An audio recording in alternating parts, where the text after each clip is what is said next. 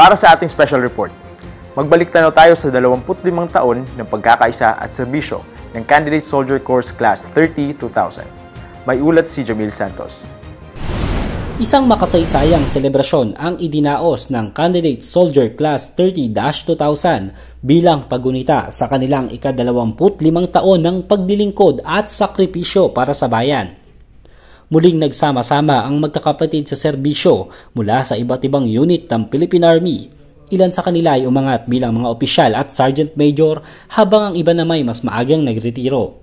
Ito yung ika-25 anibersaryo ng ating pagiging isang sundalo. Isang bukasyon, nakakibat ang ating sakripisyo.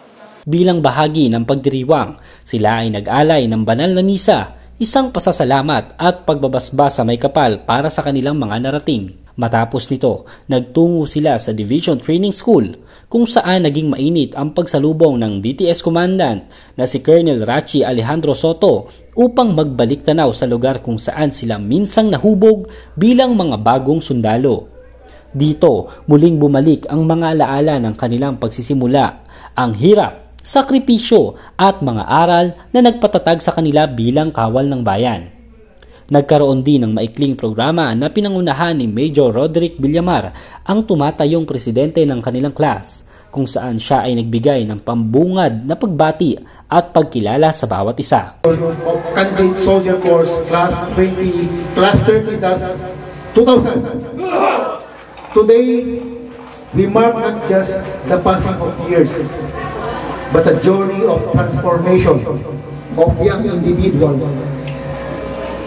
who 25 years ago answered the call of service, trained with unwavering discipline, and emerged of defenders of peace and freedom. Class 30-2000 stands as a symbol of unity, sacrifice, and commitment to the highest ideals of military service. Para sa marami, ang pagtitipong ito ay hindi lamang simpleng kasayahan. Isa itong pagbabalik tanaw sa kanilang tagumpay at sa mga karanasang humubog sa kanila bilang tunay na kawal ng bayan. From CSC Class 30-2000, kami ang inyong pamilyang kaugnay!